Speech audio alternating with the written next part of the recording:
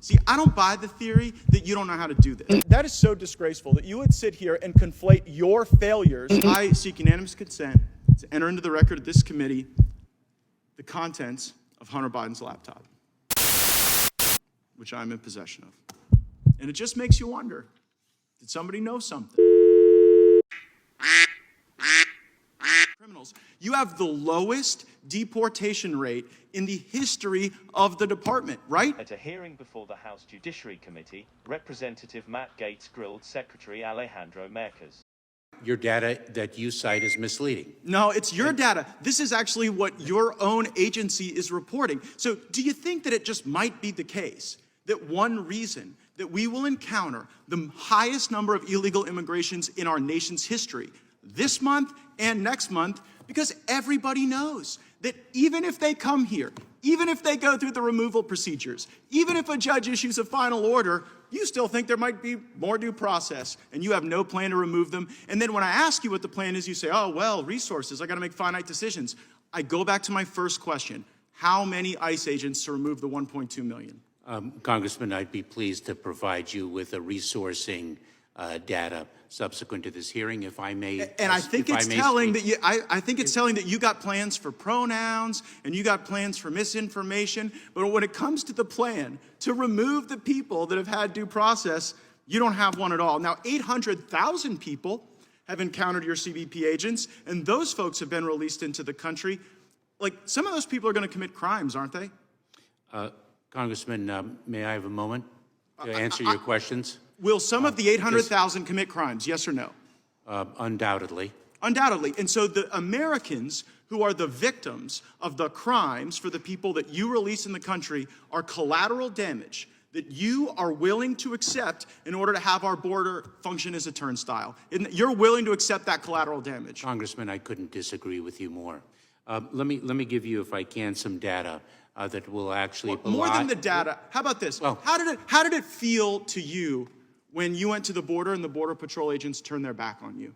One Border Patrol agent turned his back on me, and I addressed that as the leader of the Department of Homeland Security. So if I can return to data, because I want to make sure that you have accurate information. Everyone knows that you have more people coming in than ever, and you're removing fewer people than ever, and it's because you have no plan and because it's on purpose. See, I don't buy the theory that you don't know how to do this. I think you're actually a highly competent dude. But the reality is, your plan is to bring these people in and to send the message to the smugglers and the criminals that they will never have to leave. That's why your workforce turns their back on you. And you have tools that you could use to deport these people. You have facial recognition. You have flights going all over the country, dropping people off. And I think we ought to use the best tools in the country to find these folks, round them up like they were at the Capitol on January 6th, and deport every last one of them. And so I guess I'm wondering, what in the $773 billion that you're requesting today is going to help you make assessments that are accurate in the face of so many blown calls? Representative Matt Gaetz and Secretary Lloyd Austin argued during a hearing before the House Armed Services Committee.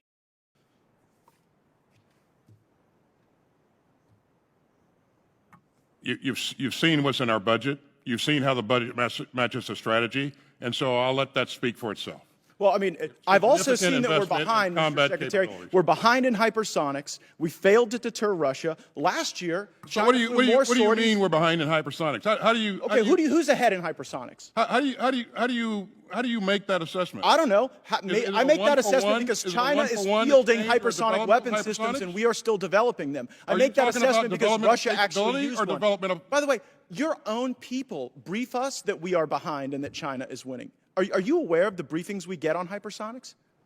I am certainly aware of briefings that we provide to Congress. But it's not just the hypersonic. It's all over the world. It's in Taiwan, where China last year flew more sorties than ever before. It's North Korea, on pace to shatter prior records, the number of missiles that they are testing. And so while everyone else in the world seems to be developing capabilities and being more strategic, we got time to embrace critical race theory at West Point, to embrace socialism at the National Defense University, to do mandatory pronoun training. Do you assess? You know, it's again, this is the most capable, the most combat credible force in the world. It has been, and it will be so going forward. Not if And we this continue down budget this helps us path. to do that. Not if we embrace And socialism. The fact that you're embarrassed by your country, by Oh, your no, no, no. I'm military, embarrassed by your leadership. I'm sorry for I am that. not embarrassed for my country. I wish It's we were what not you're losing saying. to China. It's I what wish you're we saying. were, you know what? That is so disgraceful that you would sit here and conflate your failures with the failures of the uniformed service members. You guys said that Russia would overrun Ukraine in 36 days. You said that the Taliban would be kept at bay for months. You totally blew those calls. And maybe we would be better at them if the National Defense University actually worked a little more on strategy and a little less on wokeism. And what now you're telling me right here is that as the assistant director of FBI Cyber, you don't know where this is after it was turned over to you 3 years ago. Brian Vaughan, Assistant Director of the Cyber Division at the Federal Bureau of Investigation, was questioned by Representative Matt Gaetz regarding Hunter Biden's laptop during a hearing of the House Judiciary Committee.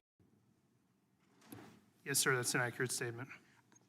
How are Americans supposed to trust that you can protect us from the next colonial pipeline if it seems that you can't locate a laptop that was given to you 3 years ago from the first family, potentially creating vulnerabilities for our country?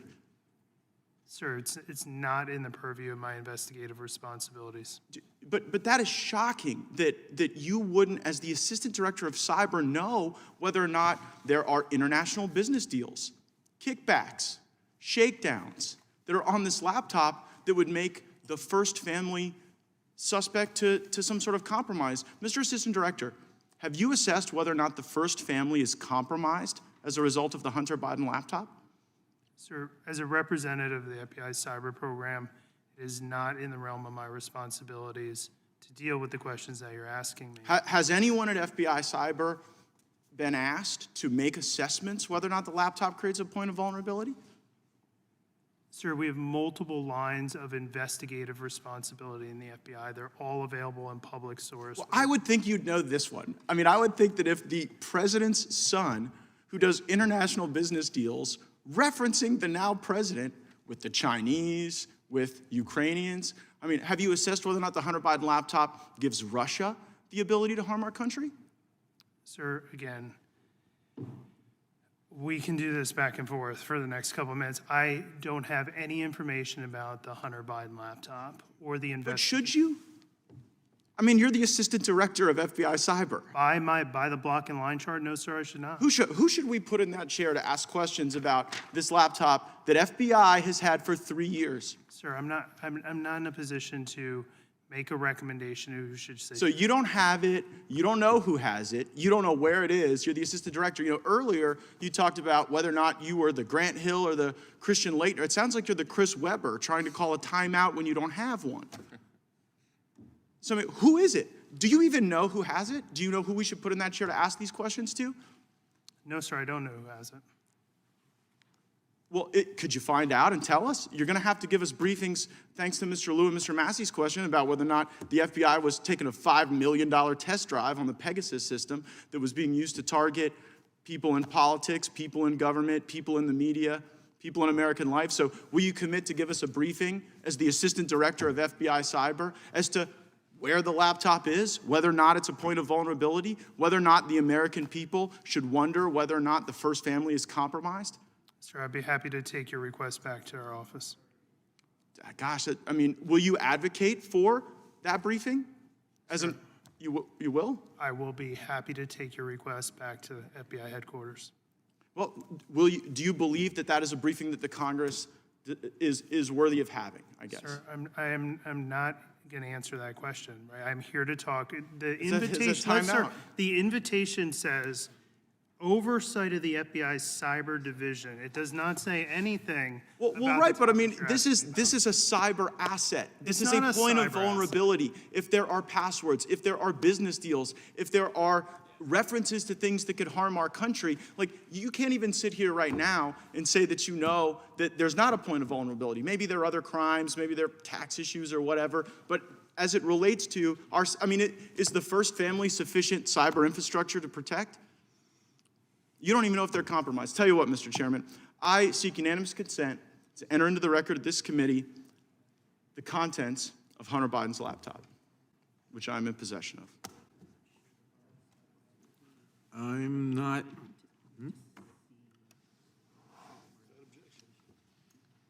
objection to that.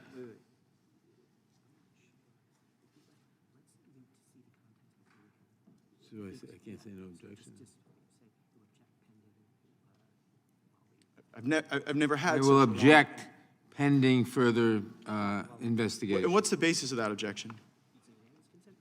It's a unanimous consent request, and I object pending. Very well, I have a further- subsequent question. Mr. Chairman, I seek unanimous consent to enter into the record the receipt. It may very well be. From the Mac entered- shop. It may very well be entered into the record after we look at it further. Very well, Mr. Chairman, I have a Ms. subsequent Demings is now unanimous consent. recognized. Oh, I'm sorry. Mr. Chairman, I seek unanimous consent to enter into the record the receipt from the Department of Mr. Justice Chairman, this is to Ms. the Deming. Mac Am shop. I next, or am I next? or- Without objection. There's something called a white batch of vaccines as opposed to a batch of vaccines that would be intended for non-white people. Jacqueline Patterson, the founder and executive director of the Chisholm Legacy Project, was questioned by Representative Matt Gaetz during a hearing of the House Judiciary Committee regarding a humorous tweet she had posted about the COVID-19 vaccine. Not that I've heard of.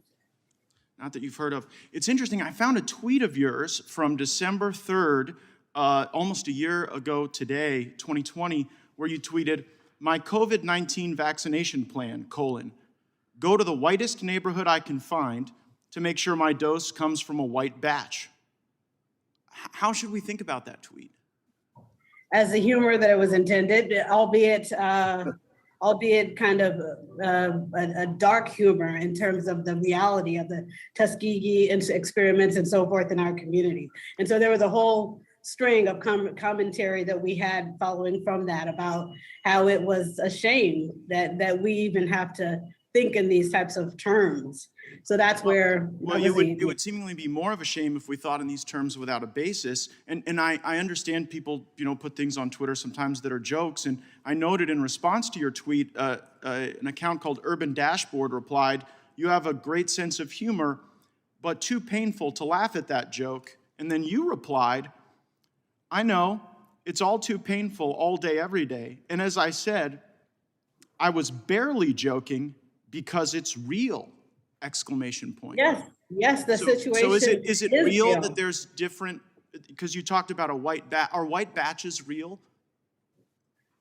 As I said before, that the reference was putting in context this larger conversation about the differential access to affordable and quality healthcare in our community. No, so it shouldn't be taken literally. Oh, it shouldn't be taken literally. Okay, well, I guess my question is, you gave testimony today about your concern over the monopolistic sharing of information, about the criticality of the input of public interest groups, about how we have to stop the politicization of agency decisions. Do you think it damages public health, and do you think it damages the credibility of public interest groups like yours when you put out that your personal vaccination plan is to go to the whitest neighborhood so that you can ensure that your dose comes from the whitest batch? Absolutely not. Because you don't think that's dangerous? Is that misinformation? So how do I know if a batch is a white batch? If I wanted to follow your vaccination plan and I wanted one from the white batch too, where would I go?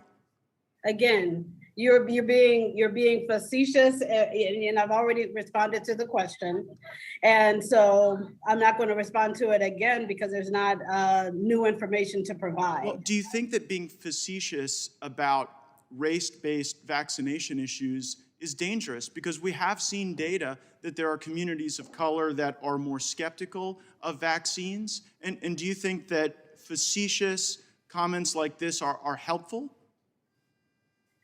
So I think that they're important to raise a dialogue about why it is that the people are more skeptical. I think it's important to raise the dialogue about how we can. I only have a few moments left. You're interrupting me. Yeah, I'm interrupting you because I only have a few seconds left. No, you're asking me a question. What's the most important part of the dialogue to understand from a white batch? I think it's not really a legitimate seeking of information when you're breaking in when I'm actually responding to the question. It's always legitimate to ask witnesses before the committee about their own But it's not legitimate to interrupt when someone is trying to answer the question. Do you regret this tweet? Since it seems to be causing some consternation, do you regret having sent it?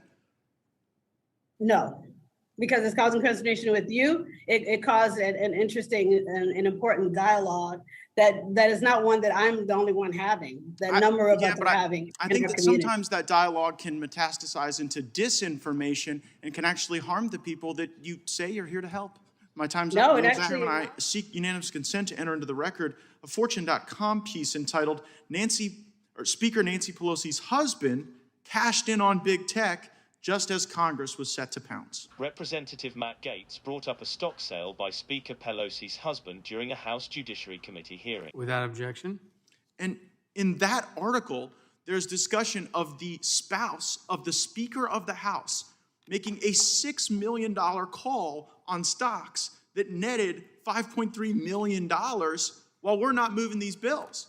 So I thought that was a little odd. I thought that was weird. We moved bipartisan legislation out of this subcommittee, and just as we're considering it, and it might be bad for big tech, the Speaker's spouse goes and buys all this big tech stock, and then lo and behold, here we are with the bills not called up. And it just makes you wonder, did somebody know something?